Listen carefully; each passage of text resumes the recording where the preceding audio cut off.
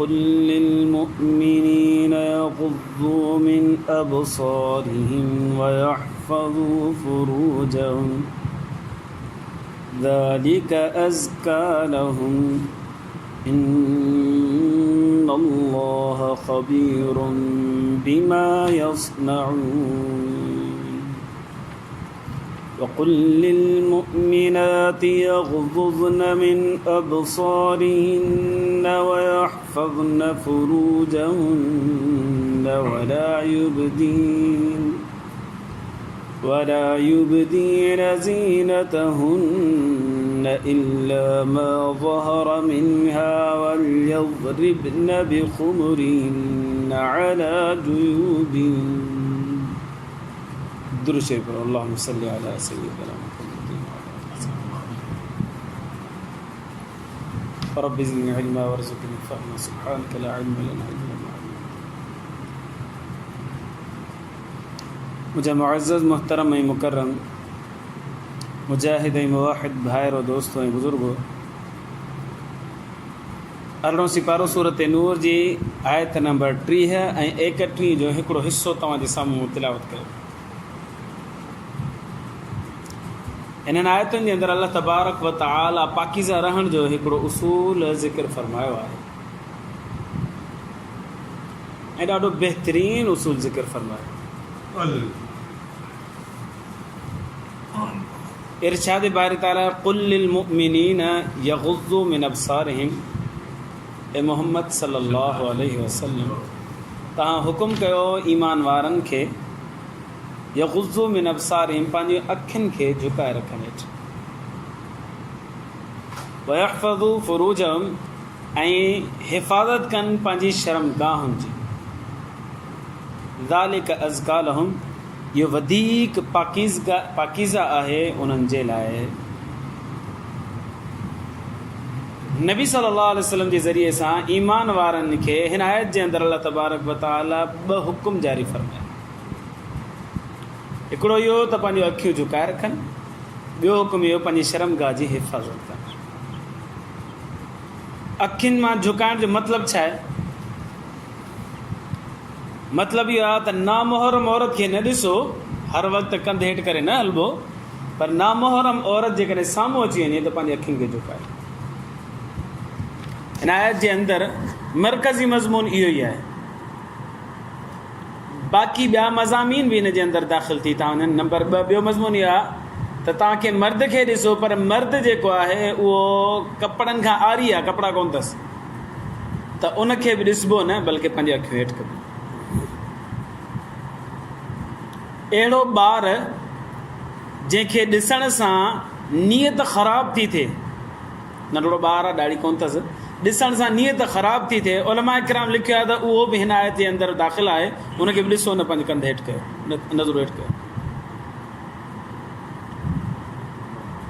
Number 3 कंहिं माण्हू जे घर में ईअं करे माण्हू ॾिसंदा न, इहो बि न ॾिसो, इहो हुकुम बि हिन आयत में दाख़िल आहे। माना हाणे जिथे नामुहरम औरत खे न ॾिसबो उनजो हुकुम आहे। ॿार जंहिंखे ॾिसी करे नियत ख़राब थी थिए उनखे बि मना थियल आहे, हिन आयत जे अंदरि मना थियल आहे। अहिड़ो मर्द जेको कपिड़नि खां आरी हुजे उनखे बि ॾिसणु जाइज़ कोन्हे, हिन आयत में दाख़िल आहे। नंबर 4 कंहिंजे घर में बि ईअं झांकणु न घुरिजे, उहो बि हिन आयत जे अंदरि दाख़िल आहे। कुल लिल मुमिनीन ईमान वारनि खे चओ यग़ुज़्ज़ू मिन अबसारिहिम पंहिंजे अखियुनि खे झुकाइनि इन 4 जॻहियुनि ते, 4 मौक़े ते। अल्लाह तबारक व तआला जी हिकमत ॾिसो, गुनाह जी इब्तिदा जेका आहे न, ज़िना जी इब्तिदा नज़र आहे, बदनज़री आहे, ऐं उन जी इंतिहा जेका आहे उहा ज़िना आहे। अल्लाह तबारक व तआला हिन आयत जे अंदरि इब्तिदा जो बि खां बि मना फरमायो, इंतिहा खां बि मना फरमायो। ॿियो हुकुम लाज़िम फरमायो वहफ़ज़ू फ़ुरूजहुम पंहिंजी शर्मगाह जी हिफ़ाज़त कर। विच में हुन में कई स्टेप अचनि था पिया, उहे त उहो ई मना थी विया। जॾहिं पहिरियों मना थी वियो या आख़िरी मना थियो त विच वारा ऑटोमेटिकली मना थी विया। हाणे माना इलाही नौजवान वीचारा यूनिवर्सिटी में पढ़नि था ऐं कॉलेजनि में पढ़नि था, पोइ अची पुछंदा। कल्ह बि हिकु नौजवान पुछे त जेकॾहिं मां सिर्फ़ु चैटिंग कयां, मैसेजिंग कयां, भला जाइज़ आहे? ॾिसणु जाइज़ कोन्हे, भला अॻिते वधणु जाइज़ कोन्हे, हथु लॻाइणु जाइज़ कोन्हे, भला मैसेजिंग कयां, भला मैसेजिंग जाइज़ आहे? मैसेजिंग किथां जाइज़? मैसेजिंग कंदे तोखे वरी यूसुफ अलैहिस्सलाम जो ख़्यालु ईंदो, छा ईसा अलैहिस्सलाम जो ख़्यालु ईंदो, नबी सल्लल्लाहु अलैहि वसल्लम जो ख़्यालु ईंदो, कंहिंजो ख़्यालु ईंदो? गुनाह जो ई ख़्यालु ईंदो, यकीन।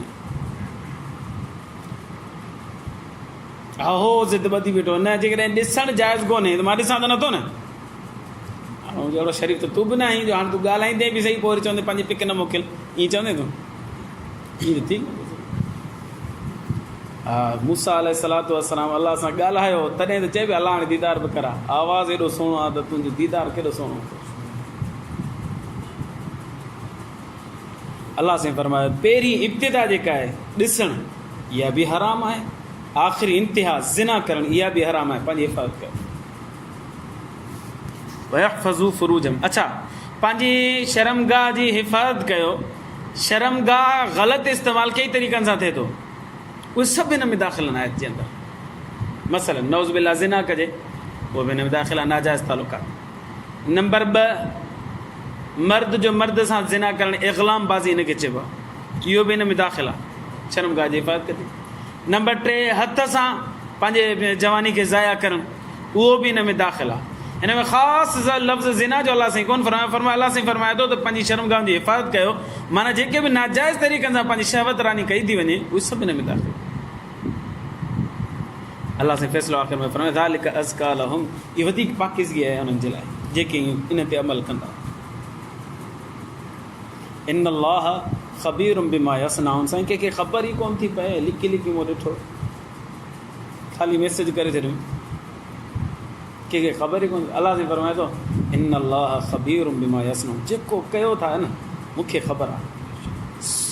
लखे दुनिया जी अखियुनि खां तव्हां ओझल आहियो, पर मां अलाह खां ओझल न आहियां, लिकियलु न। हींअर मोबाइल त कमु ई सवलो करे छॾियो आहे गुनाह करण जो। अॻे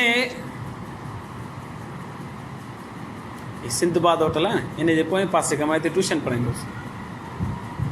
मंझंदि जे टाइम ते 3 बजे ईंदो हुउसि, साइकिल ते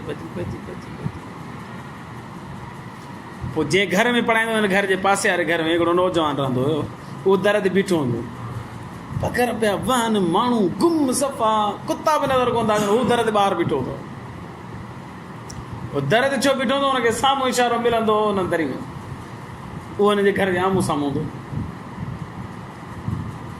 कई दफ़ा मूं पाण ॾिठो, हीउ परचो लिखी ठाहे ठुके हीअं उछलींदो हो, उतां बि परचो ईंदो, कॾहिं हीउ पियो उछलींदो, कॾहिं हू पियो उछलींदो, उहो न्याणी वीचारी पई उछलींदी। उहो दौर हुई सन 2000 जी ॻाल्हि, 2002-2003 जी ॻाल्हि। हाणे उन दौर जे अंदरि एॾी मुशक़त हूंदी, एॾी तकलीफ़ हूंदी, हाणे का तकलीफ़ ई कोन्हे। हिते पीउ वेठो आहे, हिते माउ वेठी आहे, हिते छोकिरी वेठी आहे, मैसेज बि करे छॾियईं, पिक्चर बि मोकिलियईं, का ख़बर ई कोन पई। हिननि खे ख़बर ई कोन पई, गुनाह जो गुनाह बि थी वियो ऐं शैतान राज़ी बि थी वियो, अलाह नाराज़ बि थी वियो। हाणे हिते पीउ वेठो आहे, उनखे बि ख़बर न आहे, हिते माउ वेठी आहे, उनखे बि ख़बर न आहे, घर जा भाती सभु ईअं वेठा, उन्हनि खे बि ख़बर न आहे, पर अलाह साईं फरमाए थो कंहिंखे बि ख़बर न हुजे, ख़ैर आहे। इन्नल्लाह ख़बीरुम बिमा यसनाउन, मां अलाह खे ख़बर आहे जेको तव्हां कयो था। इहो थियो हुकुम मर्दनि जे लाइ। हाणे औरतुनि जो ज़िक्र, अलाह साईं फरमाए वक़ुल लिल मुअमिनाति, ऐं सोना महबूब सल्लल्लाहु अलैहि वसल्लम न्याणियुनि खे बि चओ, ईमान वारे औरतुनि खे बि चओ, यग़ज़ुज़्न मिन अब्सारिहिन्न, पंहिंजूं अखियूं हेठि कनि। जीअं मर्द खे औरत खे ॾिसणु जाइज़ कोन्हे, तीअं औरत खे मर्द खे बि ॾिसणु जाइज़ कोन्हे। यग़ज़ुज़्न मिन अब्सारिहिन्न में वरी इहे सभु ॻाल्हियूं शामिलु थी वेंदियूं जेके मर्दनि जे बारे में। मसलन औरत खे नंगी हुजण हालत में या कपिड़नि खां आरी आहे औरत न ॾिसे, जाइज़ कोन्हे। या औरत पराए घर में ई करे ॾिसे, इहो बि हुनजे लाइ जाइज़ कोन्हे। उहो सभु हिन आयत में दाख़िल आहे। वयहफ़ज़्न फ़ुरूजहुन्न, ऐं औरतुनि जे लाइ अलाह साईं फरमाए थो ऐं पंहिंजी शर्मगाहुनि जी हिफ़ाज़त बि कनि।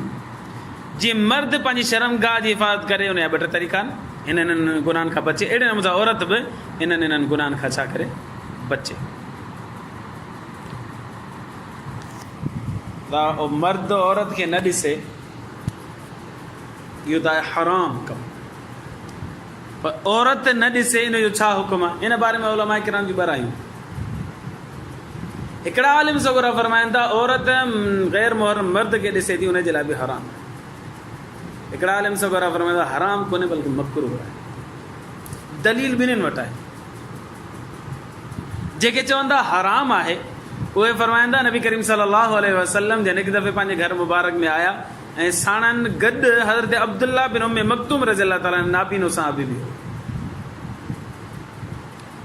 जीअं ई घर में दाख़िल थिया नबी सल्लल्लाहु अलैहि वसल्लम नाबीने साहबी खे वठी आए घर, त साईं जन जूं ॿ घर वारियूं हुजनि, नाला मुंहिंजे ज़हन में लही ॿ घर। साईं जन फरमाए पर्दो खे हलो जो साईं जेके तव्हां वठी आया इहो त नाबीनो ॿिन्ही अखियुनि खां वीचारो महरूम आहे, पर्दो छाजो कयूं? त नबी करीम सल्लल्लाहु अलैहि वसल्लम जे इरशाद फरमायो हू त नाबीनो आहे पर तव्हां त नाबीनो न आहे न। या अबू दाऊद में बि अचे थी, तिरमिज़ी में बि अचे थी। इन हदीस मां ख़बर पवे थी त माना जीअं मर्द औरत खे न ॾिसे गुनाह आहे, अहिड़े सां औरत बि मर्द खे न ॾिसे गुनाह आहे।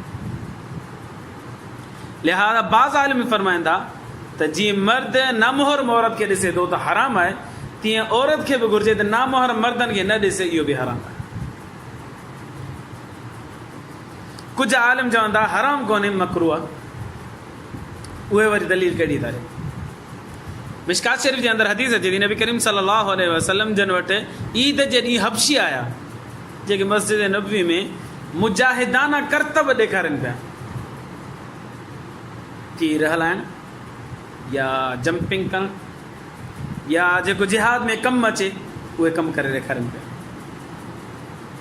नबी करीम सल्लल्लाहु अलैहि वसल्लम जन पंहिंजे हुजरे मुबारक मां ई ॾिसनि पिया, या दरी मां पिया ॾिसनि या दर मां पिया ॾिसनि। साईं जन जी दरी बि मस्जिद आहे खुले पई, दर बि मस्जिद आहे खुले पई, हुजरे मुबारक में हुजनि। बीबी आयशा फरमाए साईं मां ॾिसां, साईं फरमाए मुंहिंजे पोयां अची बि,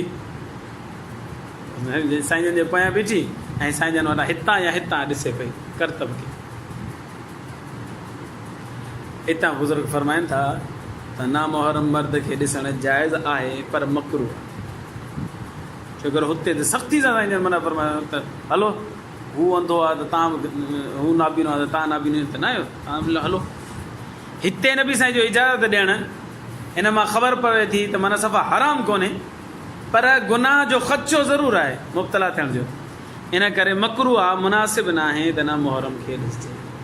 पोइ बाद आलिमनि हिन में तत्बीक ॾिनी त जंहिं औरत खे पंहिंजे पाण जे मथां गुनाह जो ख़ौफ़ हुजे, मां ॾिसंदुमि त मूंखे माना ख़्यालात बुरा ईंदा, मां गुनाह में मुब्तला थींदुमि, इन जे लाइ हराम आहे या न ॾिसे। ऐं जेका औरत खे पंहिंजे पाण जे मथां कंट्रोल आहे त मां ॾिसंदुमि नामुहरम मर्द खे त मूंखे पंहिंजे गुनाह जो ख़्यालु न ईंदो, मां गुनाह में मुब्तला कोन थींदसि, त उन जे लाइ उहा ॾिसी सघे थी। पर वरी बि आख़िर में बुज़ुर्ग इहे फरमाइनि था त एहतियात इन ई में आहे त औरत न ॾिसे के नामुहरम मर्द खे। हिकिड़ो नुक़्तो आलिम सगोर हिन आयत ते बयानु कंदा आहिनि। अल्लाह तबारक व ताला जो कानून क़ुरान मुक़द्दस में तव्हां पढ़ंदा त इहो ई रहियो आहे त जिते हुकुम मर्दनि खे हूंदो आहे न उते औरतुनि खे गॾो गॾु हुकुम हूंदो आहे। मसलन औरत आहे या अय्युहल्लज़ीना आमनू कुतिबा अलैकुमुस सियाम कमा कुतिबा अलल लज़ीना मिन क़ब्लिकुम, ए ईमान वारो तव्हांजे मथां रोज़ा फ़र्ज़ कया विया आहिनि। ए ईमान वारो माना मर्दनि खे हुकुम आहे, औरतुनि जे लाइ अलॻि क़ुरान में हुकुम आहे ई कोन। औरतूं इन मर्दनि जे मातहत शामिल आहिनि। अतिमुल हज वल उमरत लिल्लाह, हज कयो पूरो, उमरो बि कयो अल्लाह जी ख़ातिर। इहो अतिमु लफ़्ज़ मर्दनि खे ख़िताब आहे, पर इन जी मातहत औरतूं बि छा थियूं अची वियूं। अल्लाह तबारक व ताला जो उमूमी कानून इहो ई आहे त जिते मर्दनि खे हुकुम हूंदो आहे उते औरतूं उन में शामिल हूंदियूं आहिनि। पर हीउ मामिलो अहिड़ो आहे जिते अल्लाह तबारक व ताला मर्दनि खे अलॻि हुकुम ॾिनो आहे, पंहिंजी नज़रुनि खे हेठि रखो ऐं शर्मगाह जी हिफ़ाज़त कयो। औरतुनि खे अलॻि हुकुम ॾिनो आहे त पंहिंजी नज़रुनि खे हेठि रखो ऐं शर्मगाह जी हिफ़ाज़त कयो। तव्हां त दुनिया जे अंदरि या माशरे जे अंदरि जेको फ़साद थिए थो पियो, उन फ़साद जे सदेबाब जे लाइ अल्लाह से मर्दनि खे अलॻि हुकुम न, औरतुनि खे अलॻि हुकुम न। हिन मसइले जी अहमियत जे पेश नज़र मर्दनि खे अलॻि हुकुम आहे, औरतुनि खे अलॻि हुकुम। इंतिहाई अहम मसइलो आहे, वरी फ़साद जी जड़ आहे मसइलो, ऐं इर्द गिर्द में कई माण्हू मुब्तला थी था वञनि हिन गुनाह जे अंदरि। इन करे अलाह साईं ख़ासि मर्दनि खे अलॻि हुकुम ॾिनो आहे ऐं औरतुनि खे ख़ासि हुकुम ॾिनो आहे। बाक़ी वरी किथे किथे पर्दो न कयो, उनजो अलाह से तफ़सील सां मर्दनि जो ज़िक्र फरमायो आहे। उहा आइंदा दर्स में बयानु कंदासीं। अलाह खां दुआ आहे अलाह ईमान जी ज़िंदगी ईमान ते मौत नसीब फरमाए।